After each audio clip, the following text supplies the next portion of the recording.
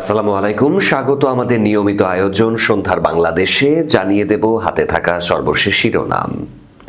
গাজায় নিরীহ ফিলিস্তিনিদের রক্ষায় আন্তর্জাতিক বাহিনীর অংশ হতে আগ্রহী বাংলাদেশ। হাদি হত্যার মাস্টারমাইন্ড বাপ্পি দেশে ঢুকে বিয়ে করে ফের কলকাতায়। মুসাব্বির হত্যার ঘটনায় প্রধান শুটার সহ গ্রেপ্তার ৩। আমাকে মাননীয় সম্বোধন করবেন না, সাংবাদিকদের তারেক রহমান। দেশকে ভারতের আধিপত্যবাদ থেকে মুক্ত করেছে অন্তর্বর্তী সরকার, আইন, ক্রীড়া ও প্রবাসী কল্যাণ উপদেষ্টা ডক্টর আসিফ নজরুল। বাংলাদেশে ফিরতে পেরে আমি ভীষণ আনন্দিত, নবনিযুক্ত আমেরিকান রাষ্ট্রদূত। আলোচিত জুলাই যোদ্ধা সুরভির মামলার তদন্তকারী কর্মকর্তার বিরুদ্ধে ব্যবস্থা নিতে নির্দেশ দিল আদালত। ভোটের মাঠে খেলা হবে বললেন তাসনিম জারা। শিরোনামের পর এবার জানাবো বিস্তারিত খবর। গাজায় নিরীহ ফিলিস্তিনিদের রক্ষায় আন্তর্জাতিক বাহিনীর অংশ হতে আগ্রহী বাংলাদেশ। জাতীয় নিরাপত্তা উপদেষ্টা খলিলুর রহমান গাজায় আন্তর্জাতিক স্থিতিশীলতা বাহিনীর অংশ হতে বাংলাদেশের আগ্রহের কথা নীতিগতভাবে ব্যক্ত করেছেন বলে জানানো হয়েছে। শনিবার 10 জানুয়ারি প্রধান উপদেষ্টার প্রেস উইং এর এক বিবৃতিতে একথা জানানো হয়। এতে বলা হয়েছে, গতকাল শনিবার ওয়াশিংটন ডিসিতে মার্কিন রাজনৈতিক বিষয়ক under secretary of state Allison Hooker এবং স্টেট ডিপার্টমেন্টের সহকারী পররাষ্ট্রমন্ত্রী পল কাপুরের সাথে এক বৈঠকে তিনি এই প্রস্তাব দেন। জবাবে আন্ডার সেক্রেটারি হুকার বলেন, এই গুরুত্বপূর্ণ বিষয়ে বাংলাদেশের সাথে মিলে কাজ করতে ইচ্ছুক যুক্তরাষ্ট্র। গত বছরের নভেম্বরে জাতিসংঘের নিরাপত্তা পরিষদ গাজা ইসরায়েলের যুদ্ধের অবসানে মার্কিন প্রেসিডেন্ট ডোনাল্ড ট্রাম্পের দেয়া 20 দফা পরিকল্পনায় সমর্থন জানিয়ে একটি যুক্তরাষ্ট্রের প্রস্তাব পাশ করে। ওই পরিকল্পনার ধারাগুলোর মধ্যে একটি ছিল গাজায় যুদ্ধবিরতি চুক্তির নিরাপত্তা এবং তত্ত্বাবধানের জন্য একটি আন্তর্জাতিক স্থিতিশীলতা বাহিনী আইএসএফ গঠন করা। হুকার বলেন, যুক্তরাষ্ট্র বাংলাদেশের গণতান্ত্রিক উত্তরণের জন্য তার দৃঢ় সমর্থন অব্যাহত রেখেছে এবং ফেব্রুয়ারিতে একটি অবাধ ও সুষ্ঠু নির্বাচনের প্রত্যাশা করছে।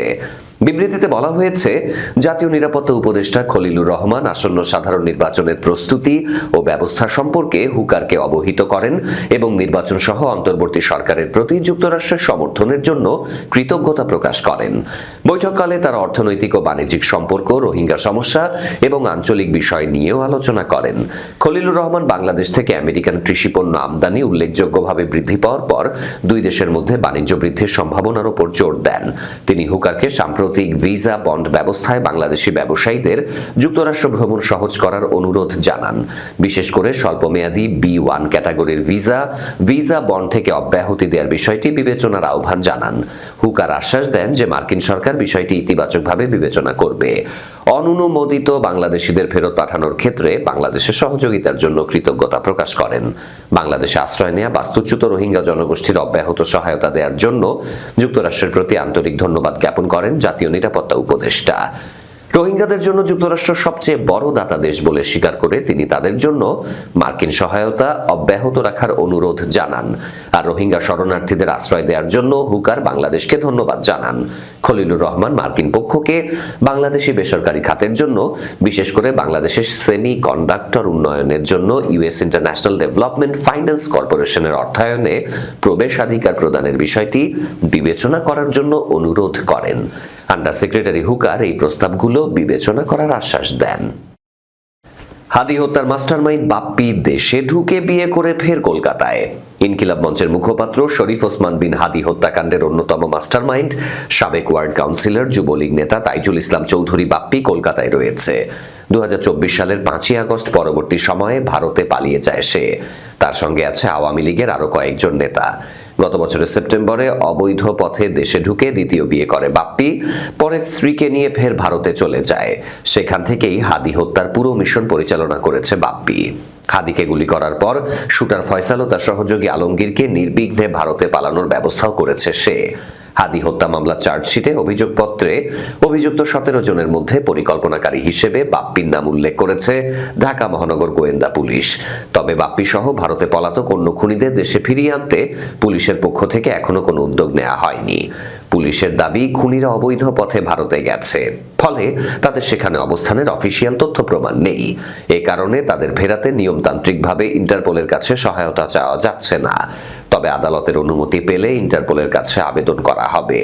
ডিএমপির ডিবির দায়িত্বশীল এক কর্মকর্তা শুক্রবার বিকেলে সাংবাদিকদেরকে বলেন, আমাদের কাছে সর্বশেষ তথ্য হলো বাপ্পি এখন কলকাতায় আছে।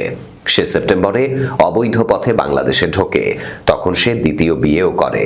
মাদারীপুরের শিবচরে এক মেয়েকে বিয়ে করে তাকে সঙ্গে নিয়ে ফের অবৈধ পথে ভারতে চলে যায়, সেখানে বসেই হাদি হত্যার পরিকল্পনা করে। বাপ্পিকে দেশে ফেরাতে উদ্যোগের বিষয়ে জানতে চাইলে ওই কর্মকর্তা বলেন, চার্জশিট আদালতে জমা দেওয়া হয়েছে, আদালত অনুমতি দিলে ইন্টারপোলের কাছে আবেদন করা হবে।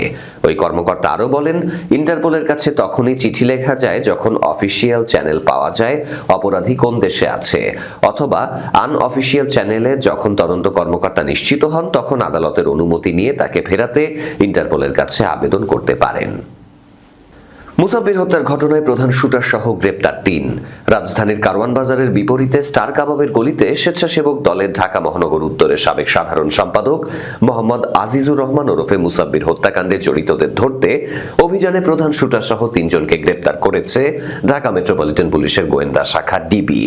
শুক্রবার ৯ জানুয়ারি গভীর রাতে মানিকগঞ্জ এবং গাজীপুরে একাধিক অভিযান চালানো হয়, সেখান থেকেই তাদের গ্রেপ্তার করা হয়। ডিবির একজন শীর্ষ কর্মকর্তা সাংবাদিকদেরকে এই তথ্য নিশ্চিত করেছেন। তিনি জানান, অভিযুক্ত শুটার জিনাত এবং সন্দেহভাজন পরিকল্পনাকারী বিল্লাল সহ ৩ জনকে আটক করা হয়েছে। গ্রেপ্তারকৃত তৃতীয় ব্যক্তি এই দুজনের সহযোগী বলে ধারণা করা হচ্ছে। গেল বুধবার রাজধানীর পশ্চিম তেজতুরি বাজার এলাকায় ঢাকা মহানগর উত্তর স্বেচ্ছাসেবক দলের সাবেক সদস্য সচিব আজিজুর রহমান মুসাব্বির গুলি করে হত্যা করা হয়। এরপর তেজগাঁও থানায় এই মামলা দায়ের করা হয়। গত বৃহস্পতিবার ৮ই ডিসেম্বর অজ্ঞাত ৫ জনের বিরুদ্ধে মামলা করা হয় পরিবারের পক্ষ থেকে। বিএনপি চেয়ারম্যান তারেক রহমান সাংবাদিকদের অনুরোধ করে বলেছেন তাকে যেন মাননীয় শব্দে সম্বোধন না করা হয়। শনিবার ১০ই জানুয়ারি রাজধানীর বনানী শেরাটন হোটেলে আয়োজিত এক মত বিনিময় সভায় তিনি এই অনুরোধ করেন। সভায় ঢাকার একজন সাংবাদিক নেতা তারেক রহমানকে মাননীয় বলে সম্বোধন করলে প্রতিক্রিয়ায় তিনি বলেন, দয়া করে আমার নামের আগে মাননীয় সম্বোধন করবেন না। তিনি আরো জানান, দীর্ঘদিন দেশে থাকতে না পারলেও সারাক্ষণ তার মন দেশের সাথেই ছিল। তারেক রহমান বলেন, প্রতিহিংসা বা প্রতিশোধের পরিণতি কি হতে পারে তা দেশের মানুষ ৫ই আগস্টে দেখেছে। মতপার্থক্য থাকলেও আলোচনার মাধ্যমে কমিয়ে আনতে হবে। মতপার্থক্য যেন মতবিরোধের পর্যায়ে না যায়। দেশে ফিরে বিভিন্ন স্থানে সফর করেছেন উল্লেখ করে তিনি বলেন, তার কাছে মনে হয়েছে নতুন প্রজন্ম একটি দিক নির্দেশনা ও আশার খোঁজ করছে। শুধু নতুন প্রজন্ম নয়, সব প্রজন্মই একটি গাইডেন্স প্রত্যাশা করে। যারা রাজনীতি করেন তাদের প্রতি মানুষের অনেক প্রত্যাশা আছে। সব প্রত্যাশা পূরণ করা সম্ভব না হলেও রাজনীতিবিদরা যদি দেশের স্বাধীনতা ও সার্বভৌমত্ব রক্ষায় কাজ করেন তাহলে জাতিকে সঠিক পথে এগিয়ে নেওয়া সম্ভব হবে। সিনিয়র সাংবাদিক ও সম্পাদকদের সাথে মত বিনিময়ের উদ্দেশ্যে এই সভার আয়োজন করা হয়। অনুষ্ঠানে তারেক রহমান সম্পাদক ও সাংবাদিকদের সাথে সরাসরি শুভেচ্ছা বিনিময় করেন। এ সময় তার সাথে বিএনপি মহাসচিব মির্জা ফখরুল ইসলাম আলমগীর উপস্থিত ছিলেন। আইন, ক্রীড়া ও প্রবাসী কল্যাণ উপদেষ্টা ডক্টর আসিফ নজরুল বলেছেন, আমাদের সরকারের সাফল্য নিয়ে অনেক সমালোচনা থাকতে পারে, কিন্তু আপনাদের কি কিছু জিনিস কখনো চোখে পড়েনি?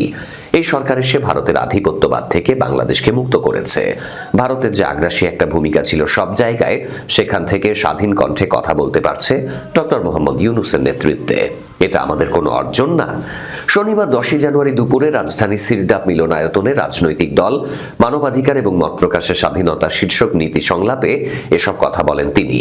আসিফ নজরুল বলেন, জনভোগান্তি কমাতে সরকার এ পর্যন্ত 20,000 হয়রানিমূলক মামলা নিষ্পত্তি করেছে। স্বল্প সময়ের মধ্যেই আইন, বিচার ও শাসন ব্যবস্থায় কার্যকর পদক্ষেপ নেওয়া হয়েছে। আইন মন্ত্রণালয়কে দোষ দেওয়ার কারণ দুটি উল্লেখ করে আসিফ নজরুল বলেন, এটা ভিউ ব্যবসা। আমার নামে গালি দিলে টাকা আসে, আরেকটা হলো রাজনৈতিক এজেন্ডা। আমাকে দুর্বল করলে বিশেষ রাজনৈতিক দলের এজেন্ডা বাস্তবায়ন সহজ হয়। এই দুটি কারণ ছাড়া আর কিছুই দেখি না। ঢাকায় আমেরিকা দূতাবাসে আগে কাজ করার অভিজ্ঞতা আছে বাংলাদেশের নবনিযুক্ত দেশটির রাষ্ট্রদূত ব্রেন্ট ক্রিস্টেনসেনের। ঢাকায় অভিজ্ঞতার কথা তুলে ধরে ব্রেন্ট ক্রিস্টেনসেন বলেছেন, যে দেশটির সাথে আমি খুব ভালোভাবে পরিচিত, সেই বাংলাদেশে আমি ফিরতে পেরে ভীষণ আনন্দিত। আমেরিকার স্থানীয় সময় শুক্রবার 9 জানুয়ারি দেশটির পররাষ্ট্র দপ্তরের শপথ নেন নবনিযুক্ত মার্কিন রাষ্ট্রদূত ক্রিস্টেনসেন। ঢাকার আমেরিকান দূতাবাসে নতুন রাষ্ট্রদূতকে স্বাগত জানিয়েছে। দূতাবাস বলেছে, বাংলাদেশের নতুন রাষ্ট্রদূত হিসেবে শপথ গ্রহণকারী ব্রেন্ট ক্রিস্টেনসেনকে স্বাগত জানাতে পেরে ঢাকা যুক্তরাষ্ট্র দূতাবাস আনন্দিত। ব্রেন্ট ক্রিস্টেনসেন বলেন, ঢাকা যুক্তরাষ্ট্র দূতাবাসে আমেরিকান ও স্থানীয় কর্মীদের নিয়ে গঠিত একটি শক্তিশালী দলের নেতৃত্ব দেওয়ার মাধ্যমে যুক্তরাষ্ট্র বাংলাদেশের সম্পর্ক আরও দৃঢ় করতে চাই।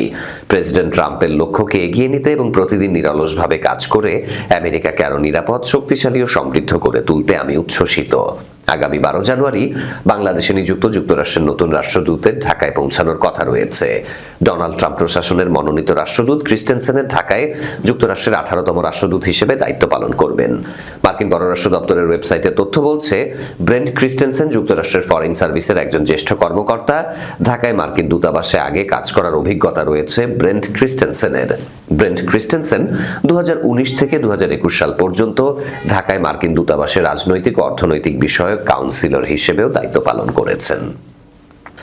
আলোচিত জুলাই যোদ্ধা তাহরিমা জান্নাত সুরভির মামলার তদন্তে তদন্তকারী কর্মকর্তার অনিয়ম রয়েছে কিনা তা তদন্তপূর্বক ব্যবস্থা নেওয়ার নির্দেশ দিয়েছেন গাজীপুরের senior judicial magistrate Syed Fazlul Mahdi.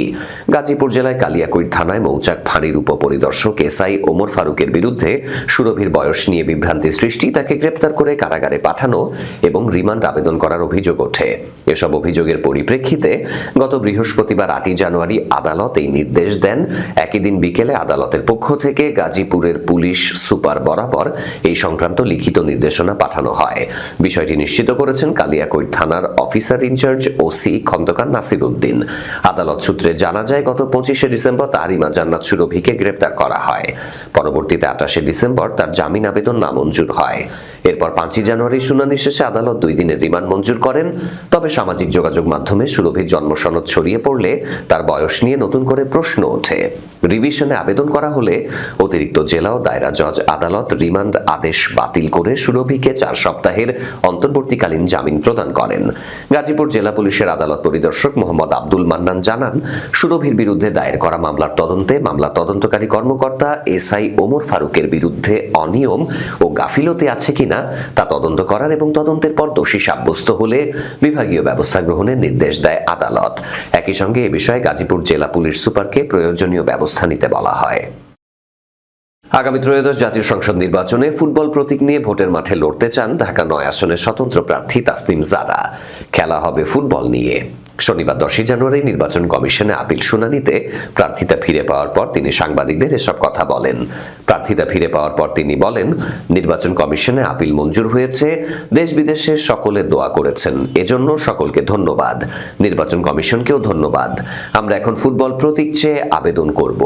এর আগে স্বতন্ত্র প্রার্থী হিসেবে 1% ভোটারের সমর্থনে গড়বড় থাকার অভিযোগে তার মনোনয়নপত্র বাতিল করেন রিটার্নিং কর্মকর্তা। আগামী 12 ফেব্রুয়ারি অনুষ্ঠিত হবে জাতীয় সংসদ নির্বাচন। এরই সাথে শেষ করব সন্ধ্যার বাংলাদেশের আজকের আয়োজন। তার আগে শিরোনামগুলো আরো একবার। গাজায় নিরীহ ফিলিস্তিনিদের রক্ষায় আন্তর্জাতিক বাহিনীর অংশ হতে আগ্রহী বাংলাদেশ। হাদি হত্যার মাস্টারমাইন্ড বাপ্পি দেশে ঢুকে বিয়ে করে ফের কলকাতায়। মুসাব্বির হত্যার ঘটনায় প্রধান শুটার সহ গ্রেপ্তার 3। আমাকে মাননীয় সম্বোধন করবেন না, সাংবাদিকদের তারেক রহমান। দেশকে ভারতের আধিপত্যবাদ থেকে মুক্ত করেছে অন্তর্বর্তী সরকার, আইন, ক্রীড়া ও প্রবাসী কল্যাণ উপদেষ্টা ডক্টর আসিফ নজরুল। বাংলাদেশে ফিরতে পেরে আমি ভীষণ আনন্দিত, নবনিযুক্ত আমেরিকান রাষ্ট্রদূত। আলোচিত জুলাই যোদ্ধা সুরভির মামলার তদন্তকারী কর্মকর্তার বিরুদ্ধে ব্যবস্থা নিতে নির্দেশ দিল আদালত। ভোটের মাঠে খেলা হবে বললেন তাসনিম জারা। এই ছিল আজকে সন্ধ্যার বাংলাদেশে। এতক্ষণ আমাদের সাথে থাকার জন্য ধন্যবাদ সবাইকে। আল্লাহ হাফেজ।